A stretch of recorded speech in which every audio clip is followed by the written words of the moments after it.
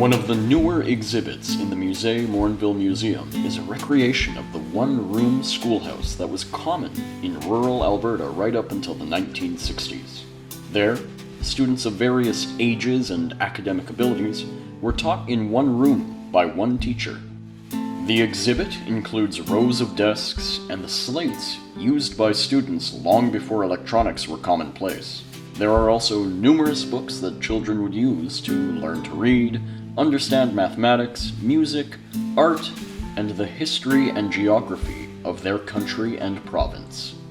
One interesting item to help children learn about geography is the map of the Dominion of Canada, produced by Nielsen in 1956, and given to schools for free under the condition that the lettering and images on the map would not be removed or obliterated in any way. Nielsen also made free maps of the world with similar branding and product placement back in the 1930s. Dolls, alphabet blocks, and games like jacks were commonplace in the schoolyard for students who were attentive in their studies. Of course, not all children were eager to learn or behave in class. For such occasions, a dunce cap would wind up on that student's head while sitting in the corner as an example to the other students. The teacher's job was a difficult one, and often short-lived, no matter how well students behaved. Rural teachers often made far less than their urban counterparts. Teachers were typically unmarried women between the ages of 17 and 23, and turnover was relatively high.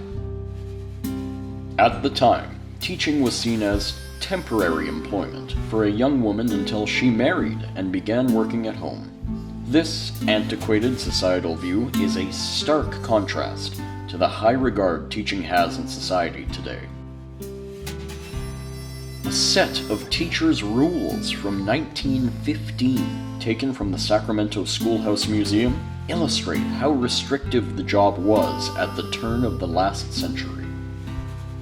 Teachers were not allowed to marry, or even be in the company of men during their contract term. They had to be home between 8 p.m. and 6 a.m. unless attending a school function. They were not to hang around the downtown ice cream parlors, and they couldn't leave city limits without permission of the school board chair. They also had to serve as a school custodian, sweeping the floor daily and scrubbing the floor at least once a week. Other items in the museum's replica classroom include the Union Jack, Canada's flag until the adoption of the maple leaf in 1965, and a handmade clock built to help students learn to tell time. From card catalogs that helped students find books long before they could be downloaded electronically, to a map of Morinville from the early 1900s, this exhibit helps visitors understand how students learned about the world around them years ago.